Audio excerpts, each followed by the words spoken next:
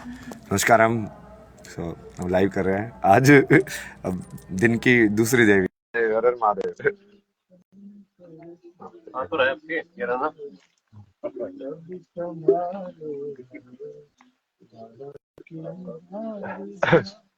मैंने इनको रिक्वेस्ट भेजा ना, तो इनको आया होगा वो।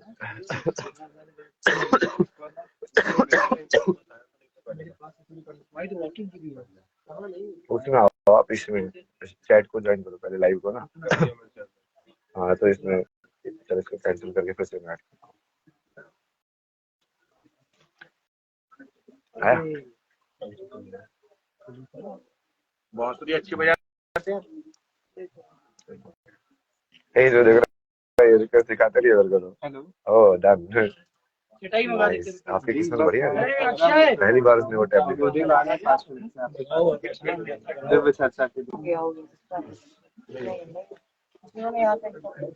से छोड़ो ना, इसको खुद छोड़ो। नहीं, इसको ना ऐसे कर देता है बस। आईडी वाईडी बाद में देख लेंगे ना, छोड़ो। माया वाला चीज है ना, वही नहीं ले लो। हाँ, हर हर महादेव। हर हर महादेव ऐसे करूंगा। हाँ लंबा कर। हाँ ये पोर्ट्रेट वाला है। आप बताएंगे आपके अपने बारे में, आपकी जर्नी के बारे में। आप सबको मेरा नमस्कार। एक सेकेंड। नहीं वो छोड़ो नहीं ना, यार छोड़ा चलिए। वो छोड़ो, उसका बहुत मुश्किल है वो मेरा नेट पे है नाम वो। मेरा नाम डॉक्टर वैशाली जैन है। हम आईआईटी, आपका वो वाला रियल नेम? अभय सिंह। अभय सिंह जी से आईआईटी बाबा जिसके नाम से ये प्रसिद्ध है, हम लोग अभी चलते फिरते महाकुंभ में ऐसे मिल गए हैं। मैं एक एस्ट्रोलॉजर हूँ, एक टैरो कार्ड रीडर हूँ, कॉस्मिक हीलर हूँ। और हम लोगों की बातचीत शुरू हुई astral projection, 3D 5D dimension, youth upliftment को लेके, शिव शक्ति के ऊपर हमने रामायण की भी बात करी। तो अब आप आज मेरे शिविर में बैठे हैं। आप एक बार दिखाइए अभय जी, सबको दिखाइए। हमारे ये यहाँ पे श्रद्धालु आसपास के सब इकट्ठे हो गए हैं। सब लोग, आप लोग इनको हाय करिए। हाय जनता जनता। अभी आप बेसिक जैसे आपने बताया ना, तो आप मेरे को जैसे वो लोगों के क्वेश्चन होते हैं ना, क्या ये टैरेट कार्ड एस्ट्रोलॉजी साइंस है, सूडो साइंस है, या ऐसी टाइम पास है? टाइम क्या पास जवाब नहीं देगा? है।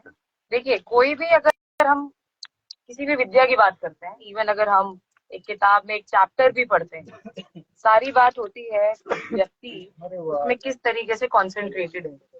आपका कॉन्सेंट्रेशन यानी आप एक मैथ्स का एक इक्वेशन है, आपके लिए वो एक सिंपल इक्वेशन हो सकता है, मेरे लिए एक पूरी साइंस हो सकती है, मुझे समझ ही नहीं आएगी। कार्ड एक क्या चीज है? टैरो कार्ड बेसिकली क्या है? एक सिंबल।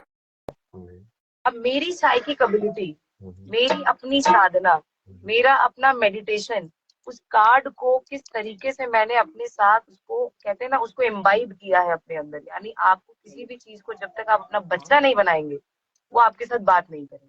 उसको वैसे देख सकते हैं, सिद्ध कर दिया आपने उसको सिद्ध करना पड़ेगा। जैसे वही बाबा जी को अपने डंडे को सिद्ध कर देता है, बस कोई प्रैक्टिस को कर करके सिद्ध इक्वेशन कर है ना, देता है। जैसे आपने मैथ्स का इक्वेशन है, आपने उसको कितनी बार प्रैक्टिस किया, आप उसके महारथी हो गए। टैरो कार्ड भी वही है। अब इसको हम साइंस, कुछ लोग साइंस भी बोल सकते हैं क्योंकि उसमें सारी एस्ट्रोलॉजी है। आप जितनी उसकी पढ़ाई करते जाएंगे, परत बाई परत, लेयर बाई लेयर, उसकी एक्चुअली में चीजें खुलती चली जाती है, खुलती चली जाती है। एक अनार है उसमें। अब वो अनार एक तरीके से अर्थ एलिमेंट है, क्योंकि उपजाऊ कहाँ से हो रहा है? कोई भी फल कहाँ से उपजाऊ होता है? अर्थ से। तो यानी अर्थ एलिमेंट आ गया उसमें। अनार खुद क्या है? एक लाल रंग है। तो अगर लाल रंग पे नजर जा रही है तो कौन से प्लैनेट को डिपिक्ट कर रहा है? मंगल को, मार्स। कौन सा उसमें ईश्वर जुड़ा हुआ है मार्स से? हनुमान जी। ठीक है, हनुमान जी के लिए कौन सा प्लैनेट और जुड़ा हुआ है? शनि। ठीक है, वही एक अनार क्या होता है? एक अबंडेंस का भी होता है, क्योंकि आप अनार खोलेंगे उसमें से एक फ्रूट निकलेगा, फ्रूट आप खाते हैं, आपको खुशी महसूस होती है, यानी वो अबंडेंस का भी कारक है। भैया हमें प्रसाद में चढ़ता है।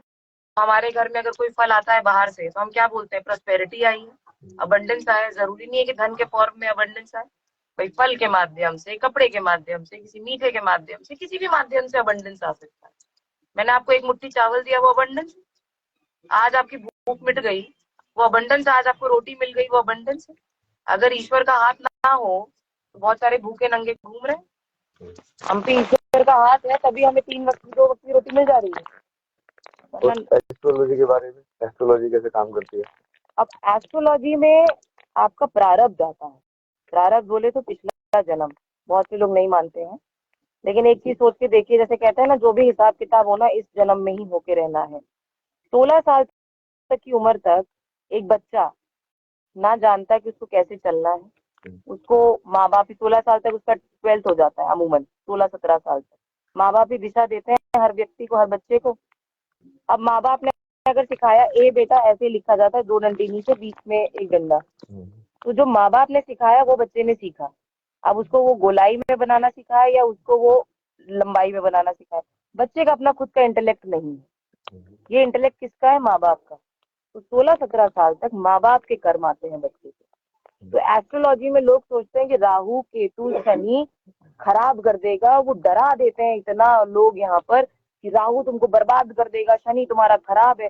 अरे 17 साल तक तो शनि का कोई असर ही नहीं आता किसी बच्चे पे। 21 साल के बाद उसका असर आना शुरू होता है। ठीक है, और शनि क्या है? आपके कर्मों के द्वारा बना हुआ प्लेनेट। कोई भी प्लेनेट, अब आप पैदा हुए, पैदा होते ही चलने थोड़ी लग गए। 2 साल की उम्र तक माँ बाप आपको चलाना सिखा रहे हैं, बार बार आप गिर रहे हैं, ऐसी आपका प्लेनेट। वो अभी क्या है? अधकचा है, वो सिर्फ अभी पैदा हुआ है।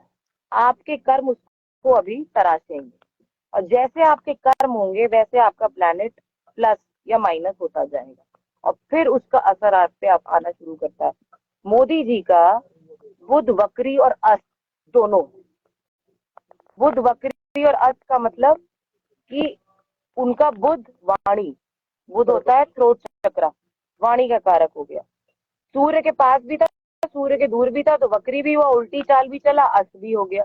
अब कभी कभी तो वो उनको बिल्कुल ही डाउन कर देगा, कभी कभी उनकी वाणी को बड़ा तेज कर देगा, लेकिन अगर वहीं वो योग मेडिटेशन करे, अपने थ्रोट चक्र को एक्टिवेटेड रखें, तो उनका बुध उनका कुछ नहीं बिगाड़ सकता। मेरा बुध वक्री और अस्त दोनों है। मेरी सबसे बड़ी ताकत मेरी वाणी है। ये प्लैनेट अगर किसी ने समझ लिया, वो उस प्लैनेट से अपने एक्चुअली अपनी रूपरेखा बना सकता है। अगर मान लीजिए आपका होंगे भाव में, आप राहु द्वारा, जो राहु के द्वारा काम है, मशीनरी से रिलेटेड हो गया, काले रंग से रिलेटेड, ब्राउन अर्थ मटेरियल के रिलेटेड, ऐसा काम जहाँ पर दिमाग का प्रयोग ज्यादा होना। कंसल्टेंट बनिए, राहु के पास क्या दिमाग है, कंसल्टेंट बन जाइए, दिन दुगनी रात चौगनी, रंग से राजा बना देगा आपको। तो इसको क्या मानेगा? एस्ट्रोलॉजी लाइक प्रिडिक्शन कर सकती है तुम्हारी लाइफ की? गाइडेंस। गाइडेंस। हाँ, तो सड़क इसमें पे, क्लैरिटी जरूरी है ना। लोग भी सड़क बोलते हैं पे कि गड्ढे सब कुछ कहाँ निर्धारित है, तो फिर हम क्या करें? नहीं, निर्धारित कुछ नहीं है। भगवत गीता में श्री कृष्ण कह गए कि बहुत सारे पन्ने तो मैंने ऐसी खाली छोड़ दी है कि जैसा कर्म आएगा वैसा मैं तुम्हारा उस पन्नों पे वो लिख दिया है, इंग्लिश में बोलेंगे एज यू विश। उन्होंने लिख दिया एज यू विश। अब एज यू विश में तो भैया हमें विश करना पड़ेगा ना कि क्या चाहिए हमें। बहुत सिंपल सी बात है। ग्रह चाल ये बताते हैं कि किस तरीके के काम करने से पिछला जन्म का कौन सा कर्म हम कितनी जल्दी पूरा कर सकते हैं। मैं जैसे पिछले जन्म के कुछ 60 साल के कर्म लेके पैदा हुई, मैं उस कारावास को 30 साल में भी पूरा कर सकती हूँ, 20 साल में भी पूरा कर सकती हूँ। एक तरीके से समझ लीजिए 14 साल का कारावास है। अब 14 साल में आप 8 साल में भी बरी हो सकते हैं, 5 साल में भी हो सकते हैं, और नहीं तो आपकी हो सकता है कारावास बढ़ जाए आपका 25 साल। तो वही है कि इसी जन्म में कर्म भोग के जाना, वो यही है। आप बिल्कुल ऐड करिए, बिल्कुल ऐड। नहीं नहीं, अभी वही से थोड़ा करते हैं ना, फिर वो अलग हो जाएगा, आवाज भी नहीं जाएगी ना आपके अंदर। आप बोलो, मैं उसको विस्तार करूँ। आप बताओ अपने पॉइंट। जैसे आपने अभी बोला एस्ट्रोलॉजी के बारे में बात करिए ना, ये अलग अलग चीजें। जो एस्ट्रोलॉजी होती है वो बच्चों पे गाइडेंस एंड करेक्शन, हाँ ये भी वही बोली थी। एस्ट्रोलॉजी गाइडेंस के लिए यूज करनी चाहिए, वो प्रिडिक्शन और ये सब के लिए इतना मतलब उसका इतना फायदा नहीं है। इट्स मोर अबाउट कि तुम्हारी एनर्जी किस टाइप की है, तो उसके लिए सुटेबल क्या, जैसे समझ जाएगा ना। जैसे कोई क्रिएटिव इंसान है तो क्रिएटिव इंडस्ट्री में होगा, तो उसको जब तुम एनर्जी हिसाब से देखोगे तो वैसी है कि उसकी टेंडेंसी इस टाइप की है, तो उसको इस सेक्टर में जाएगा तो वो बढ़िया काम करेगा। उस चीज को समझने का नाम है भाई। और अच्छा, मैं आपको एक बात और वीडियो एनर्जी। अब जैसे आपकी एनर्जी है, मान लीजिए आपने कहा कि मैंने आईआईटी की पढ़ाई करी, छोड़ दिया। लोग, हमें बहुत सारे लोग बोलेंगे अरे मूर्ख है, मैं टाइम्स ऑफ इंडिया में थी, 10 साल कॉर्पोरेट किया, बीकॉम एमबीए हूँ मैं। आपकी जी की कई जन्म आपके पिछले पिछले होते हैं। मुझे कभी कभी कॉलिंग आती है मैं होटल इंडस्ट्री में चली जाऊँ, कभी कभी जो हमारा यूथ आज की डेट में सबसे ज्यादा भटक रहा है, उसको फैशन डिजाइनिंग भी करनी है, फिर माँ बाप कह रहे हैं डॉक्टर बन जाओ, एक तरफ उसको फोटोग्राफी करनी है, एक तरफ उसको लग रहा है कि मैं आज एक ट्रैवल एंथुजियास्ट बन जाऊं, फिर एक तरफ लग रहा है कि नहीं मुझे तो सब कुछ छोड़ छाड़ के वैरागी की तरफ जाना है। भटक रहा है असल मायनों में। और फिर वो जा रहा है कहाँ? एक साइकोलॉजिस्ट के पास, एक एस्ट्रोलॉजर के पास, एक योगा कोच के पास, एक मेडिटेशन गुरु के पास, एक फलाना के पास। कमा 10,000 नहीं रहा है, खर्चा 1 लाख कर दिया और 90,000 के उधार पे आ गया। अब तो वो वैसे ही पागल हो जाएगा, वो तो वैसे ही पागल हो जाएगा। अब वो कहेगा कि भैया मेरे को तो पंडित जी ने बताया था कि फलाना फलाना होगा मेरे साथ, यहाँ तो मैं 1 लाख रुपए उधारी पे आ गया हूँ, है कि नहीं? तो मतलब भाई भटकने से पहले इंसान अपने साथ बैठे तो अपने अंतर ध्यान तो हो। जो आपने शिव शक्ति की बात करी है, ये सब कुछ हम में ही है। हम लोग यही बात तो कर रहे हैं, हम अपनी शक्ति ही नहीं समझना चाह रहे, हम मौन में ही नहीं जाना चाहते। मैं और आप, मैं आपको ये बताऊं, ये जगह जब मैंने ली क्यों ली थी, इतनी दूर क्यों ली, मुझे मौन चाहिए। वो मौन, वो मुझे मौन चाहिए। जब तक आदमी मौन में नहीं जाएगा वो गिरेगा नहीं, उसके अंदर घबराहट जब तक पैदा नहीं होगी उसको कैसे पता चलेगा कि मुझे कौन सा रास्ता लेना है। जब तक अंधेरे में नहीं पड़ेंगे, जब तक खाई में नहीं गिरेंगे, कैसे पता चलेगा कि कौन सी चीज पकड़ के ऊपर जाना है। और किताबें पढ़ के, आपने जैसे भैया ने कहा किताबें बहुत पढ़ी, आप किताबें लिख लीजिए, ओशो ने 300 किताबें लिखी है, वो किसका एक्सपीरियंस? ओशो का। वो मेरा तो एक्सपीरियंस नहीं है, नहीं वो तो आप कर दीजिए, वो बुद्ध का वो एक्सपीरियंस बुद्ध का लिखे हैं। मतलब उन्होंने रिसर्च करी होगी अपने हिसाब से। अब मैं, आप भी बोलिएगा बोलिएगा। प्रोफेसर थे ना, और ये नॉलेज वो थी ना उनको। अब मैं उनकी किताब से विजडम गेन कर सकती हूँ लेकिन एक्सपीरियंस गेन नहीं कर सकती। क्योंकि उन्होंने वो लाइफ जी नहीं थी कभी भी। अब आपका एक्सपीरियंस जो आपने यहाँ झेला या मैंने झेला, हम लोग अपना एक्सपीरियंस लिखेंगे, लेकिन जो दर्द हम उठा पा रहे हैं वो इनमें से कोई व्यक्ति नहीं उठा सकता, या इनका दर्द हम नहीं उठा सकते।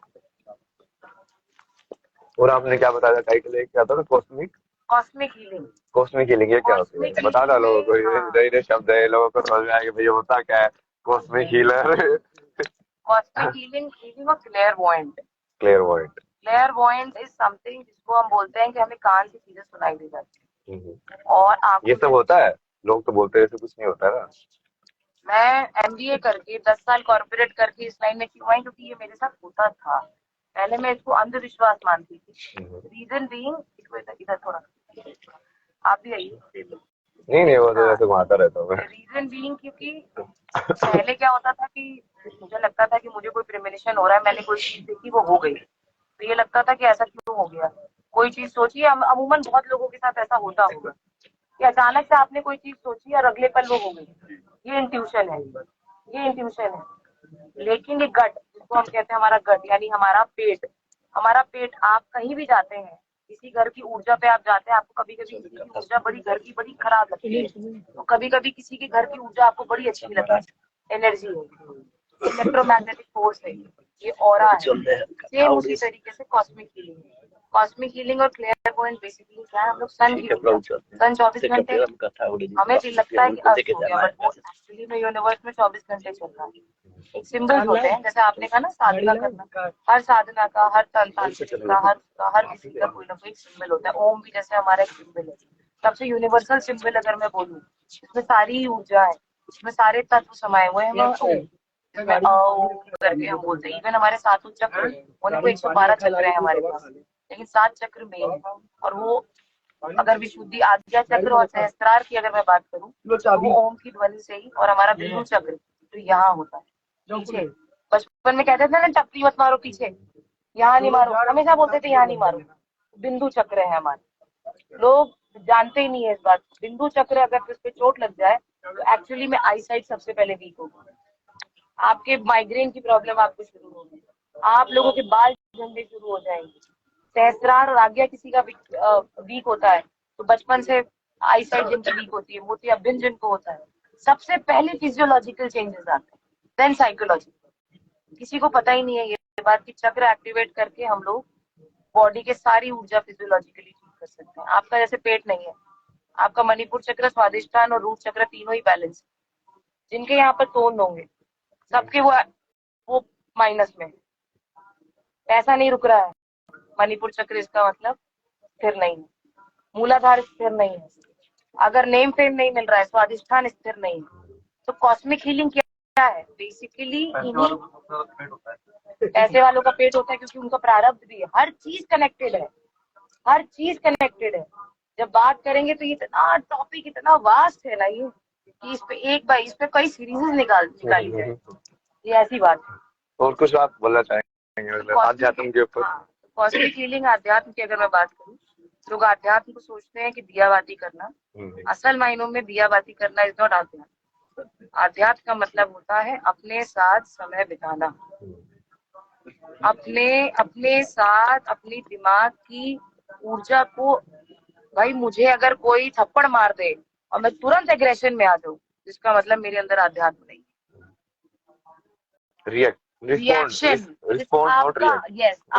आपका एक्शन क्या है, रिएक्शन क्या है? एक्शन पे रिएक्शन। किसी पुलिस वाले ने गाड़ी पे थप कर दिया, 2 मिनट में गाड़ी से निकल के हड़कंप मचा कर दिया, इसका मतलब किस बात का अध्यात्म? राशन लेने आए हैं बाबा लोग, तुरंत घर से और भाले निकाल लिए, किस बात का अध्यात्म? कि 10 घंटे 4 घंटे लाइन में नहीं खड़ा हो सकता। अध्यात्म तो आपको शांति देता है, अध्यात्म तो आपके अंदर धैर्य पैदा करता है। अगर धैर्य ही नहीं है, किसी ने आप पे हंसा, दुनिया हंस रही है, फैक्ट बात है, दुनिया मुझ पे भी हंस रही है बहुत सारी चीजों पे, क्या फर्क पड़ता है? हम 5 उंगलियों को एक बराबर करने थोड़ी आए हैं, हम तो सिर्फ उन 2 के लिए आए हैं जिन 2 को एक्चुअली में हमारे साथ चलना। हमारा वो 2 टारगेट है, हमारा 50 टारगेट के लिए। अगर हमने 2 अच्छा कर दिया, 2 अध्यात्म हमने खड़े कर दिए, 2 शोल्डर, 1 और 1 11 हो जाएंगे ना। तो फिर करते ना लाइफ ऑफलाइन कंटिन्यू करेंगे ना जी। अरे बाय बाय।